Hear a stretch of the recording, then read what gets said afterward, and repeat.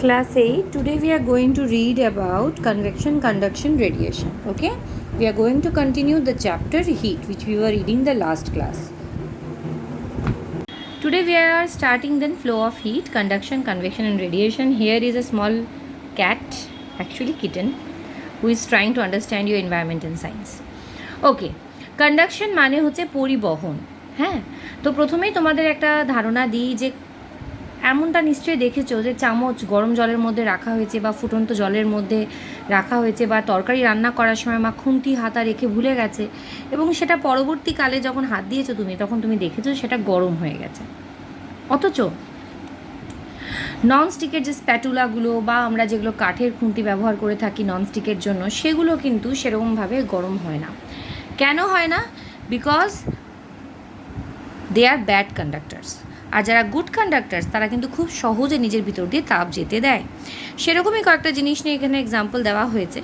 এবং এই যে জিনিসগুলো গরম হচ্ছে, যেমন খুন্তি বলো বা অন্য কোনো ম্যাটেরিয়াল বলো, যখন আগুনে রাখা হচ্ছে বা গরম জিনিসে রাখা হচ্ছে, সেটা সম্পূর্ণভাবে গরম হয়ে যাচ্ছে।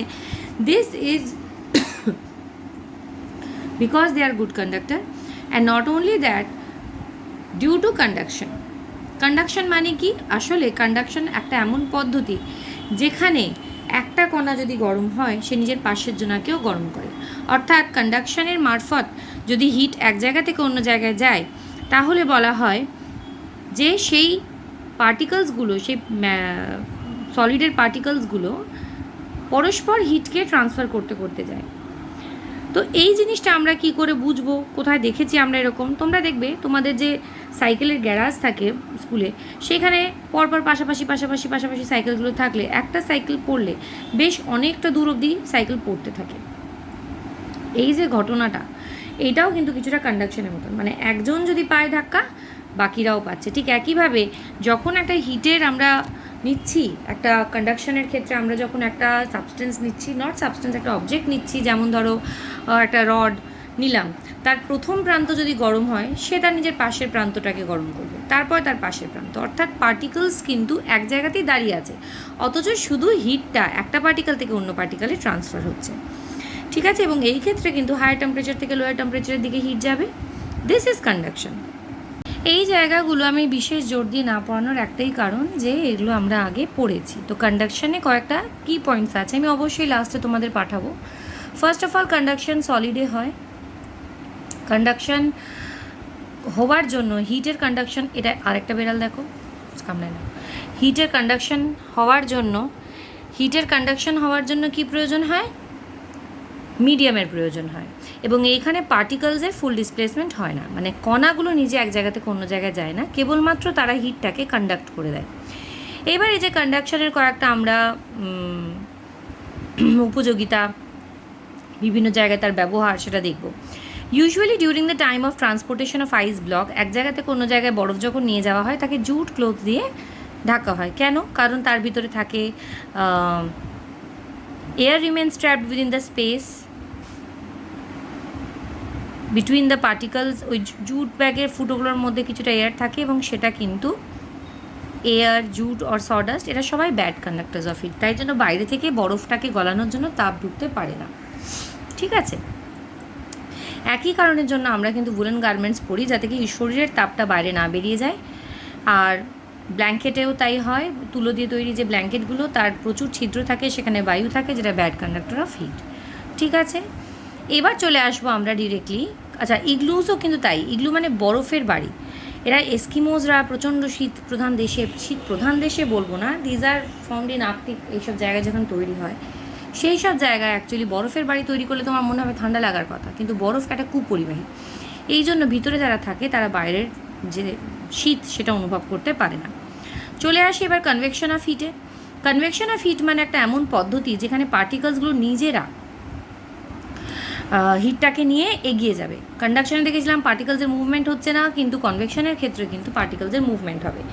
লিকুইড বা গ্যাসের ক্ষেত্রে এটা সম্ভব, কিন্তু সলিডের ক্ষেত্রে কি এটা সম্ভব? সলিডের পার্টিকলসটা তো মুভ করতে পারে না, সো সেখানে কনভেকশনটা সম্ভব হয়ে ওঠে না। তো এইখানে দেখো, আমরা বললাম যে পার্টিকলসগুলো এক জায়গা থেকে অন্য জায়গায় যায়। কি ব্যাপারটা দেখে নাও। যখন এরকম একটা ওভেনে, বা ওভেন মানে এরকম একটা কি বলো, এটাকে বলো তোমরা উনুন, ইন দিস টাইপ অফ এই টাইপের উনুনে যখন আগুন ধরানো হলো দেখা যায় বেশ কিছুটা জায়গা গরম হয়ে যাচ্ছে। কিভাবে হচ্ছে? ঠিক তার পাশের যে বায়ুটা সেটা উত্তপ্ত হচ্ছে, সে বায়ুকণাগুলো বা পার্টিকেলস বা মলিকিউলসগুলি সেইগুলি উত্তপ্ত হয়ে ঠান্ডা জায়গায় চলে যাচ্ছে, এবং ঠান্ডা জায়গার যে বায়ুটা সেটা আবার এখানে চলে আসছে, সে গরম হচ্ছে দিয়ে আবার উপরে যাচ্ছে, এরকম করে একটা কনভেকশন কারেন্ট তৈরি হচ্ছে, এবং ঠান্ডা হাওয়া নিচে নামছে, গরম হচ্ছে দিয়ে আবার উপরে যাচ্ছে। একটা জিনিস তাহলে স্পষ্ট যে গরম হাওয়া কিন্তু উপর দিকে ওঠে, এবং এই কারণেই ভেন্টিলেটর যেগুলো বাড়িতে লাগানো হয় সেগুলো কিন্তু বাড়ির ছাদের কাছাকাছি অর্থাৎ দেওয়ালের উপর দিকে লাগানো হয়, কারণ আমরা জানি যে গরম হাওয়া কিন্তু সবসময় উপর দিকে উঠবে। এবং এসি কোনো দিন তুমি দেখবে কোনো বাড়ির নিচে লাগানো আছে মেঝের কাছে, তা হয় না, উপরে লাগানো থাকে। কেন? কারণ এসি হাওয়াটাকে ঠান্ডা করে, ঠান্ডা হাওয়াটা ক্রমশ কী করবে, নিচের দিকে নামবে, তাহলে স্বাভাবিকই গোটা ঘরটাই কিন্তু ঠান্ডা হয়ে যাবে। কিন্তু নিচে যদি এসি লাগাতে কি হতো, নিচে যদি এসি লাগাতে তাহলে কিন্তু কোনো মতেই সেই উপরের হাওয়াটা কিন্তু ঠান্ডা হতো না। কারণ কি? কারণ হচ্ছে নিচে ঠান্ডা হাওয়াটা নিচেই থেকে যেত, ঠান্ডা হাওয়া উপরে উঠতে পারে না। ঠিক আছে? সো এইভাবে কনভেকশনের ব্যাপারটা আমরা বুঝলাম। কনভেকশনের কি পয়েন্ট হচ্ছে এটাই যে সেখানে গ্যাস বা লিকুইডের যে পার্টিকেলসগুলো আছে তারা নিজেরা হিটটাকে নিয়ে শীতল জায়গায় যায়। এবং এটা আমরা চা পাতা যখন মা ফোটায়, যদি চা পাতার ফুটন দেখো চা করার সময়, তখনও তুমি লক্ষ্য করবে যে চা পাতা কিন্তু নিচ থেকে উপরে, উপর থেকে নিচে মুভ করছে। তো কনভেকশন কারেন্ট মানে তো বুঝেছো, কনভেকশন কারেন্ট মানে পার্টিকেলসের উপর থেকে নিচে, নিচ থেকে উপরে যাওয়া। ভেন্টিলেশনটাও আমি তোমাদের বললাম কারণটা কি। ওকে, এইখানে একটা জিনিস বলবার ছিল যে কনভেকশনের ক্ষেত্রে কিন্তু হিট উপর দিকে যাচ্ছে, তাই না? কিন্তু রেডিয়েশন আরেকটা প্রসেস। তুমি যদি থার্মোমিটারকে উপরে রাখো, থার্মোমিটার টেম্পারেচার ইনক্রিজ দেখাবে, ঠিকই আছে ক্যান্ডেলের জন্য, কিন্তু যদি পাশে রাখো তাহলে তো এখানে কনভেকশনের জন্য হিট আসার কথা না। তাহলে কিভাবে এখানে হিটেড হবে? যে প্রসেসের জন্য এই হিটিংটা হলো সেটা হচ্ছে রেডিয়েশন। অ্যাকচুয়ালি রেডিয়েশনের সবথেকে মজা হচ্ছে রেডিয়েশন কিন্তু উইদাউট কোনো পার্টিকেলও হতে পারে, অর্থাৎ তার কোনো মিডিয়াম লাগে না কন্ডাকশনের জন্য, তার কোনো মিডিয়াম লাগে না রেডিয়েশন প্রসেসে হিটটা এক জায়গা থেকে অন্য জায়গায় যাওয়ার জন্য। যেমন সান থেকে আর্থের কাছে যে হিটটা আসছে সেটা কিন্তু রেডিয়েশনের কারণেই আসছে, নাহলে কোনো হিট আসতে পারতো না। কারণ হচ্ছে মাঝে কিন্তু অনেকটা জায়গা এমন আছে যেখানে কোনো গ্যাস বা কোনো অন্য পদার্থ নেই। ওকে, এইবার আমরা চলে আসবো থার্মোফ্লাস্কে। তার আগে আমি তোমাদেরকে কয়েকটা ছোট ছোট ছবি দেখাই, যে যাতে তোমাদের কন্ডাকশন, কনভেকশন, রেডিয়েশনের সম্বন্ধে ধারণাটা আরও ক্লিয়ার হয়, এবং তার সঙ্গে আমি তোমাদের কি points related to conduction, convection, radiation সেটা পাঠাচ্ছি। এখানে তোমরা দেখতে পাচ্ছ মোমবাতির কাছের যে জায়গাটা সেটা লাল হয়ে রয়েছে, এটা বোঝাচ্ছে যে সেখানে তাপ পেল বস্তুটি এবং সেটা ক্রমশ ডান দিকে এগিয়ে গেল। ঠিক আছে? তো এরমভাবেই কন্ডাকশন হয়। এরপরে কনভেকশনটা আমরা দেখে নেব। In that case the water which is just near the oven that will become hot and will rise, and the cooler water will come down from the upper part, that is the cooler water will sink. In this way circular arrow দেখতে পাচ্ছ, convection currents will be formed and the whole water will boil. Next we are going to study about radiation. রেডিয়েশনের ব্যাপারে বলতে গেলে obviously the best example is the heat coming from the sun toward the earth. In the middle there is no medium, there is only space, and heat is being radiated from sun to earth without influencing the middle portion. So now we are going through the characteristics of conduction. আমি বাংলায় বলে দিই পরপর পয়েন্টগুলো। প্রথম point, সংস্পর্শে থাকলে তবেই কন্ডাকশন সম্ভব। দ্বিতীয় হচ্ছে কন্ডাকশন ভীষণ স্লো। তৃতীয় হচ্ছে সলিড অবজেক্টসেই হবে। চতুর্থ হচ্ছে টেম্পারেচার ডিফারেন্স থাকলে তবেই কিন্তু কন্ডাকশন হবে। এখানে কন্ডাকশন, কনভেকশন, রেডিয়েশনের তিনটেরই ক্যারেক্টার বলতে পারো, ডিফারেন্স বলতে পারো, ডেফিনেশন বলতে পারো, সবই পেয়ে যাবে। So you can write it down in your copy.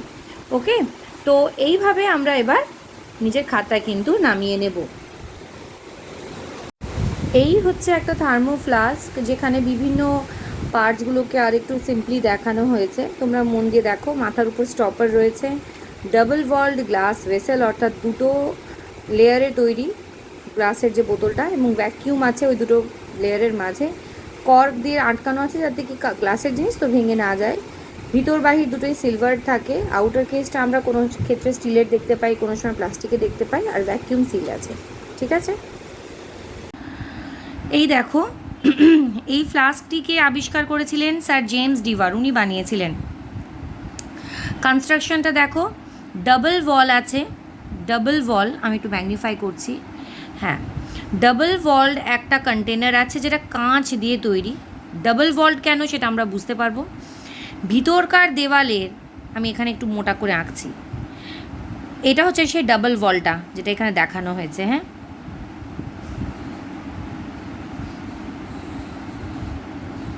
এই দেখো ফার্স্ট ওয়াল হচ্ছে এটা, এরা সেকেন্ড ওয়াল এটাকে বলছে।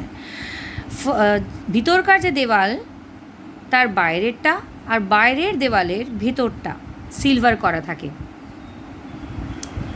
ঠিক আছে। So the walls are very shiny, only a very small amount of air remains in the space between the two walls. এর মাঝে যে জায়গাটা ফাঁকা, এখানে বলতে গেলে কোনো এয়ারই থাকে না, এটাকে ভ্যাকিউম করে রাখা হয়। মাউথ অফ দ্য ফ্লাস্ক, সেটাকে কর্ক দিয়ে বন্ধ করা হয়। Cork is a non bad conductor.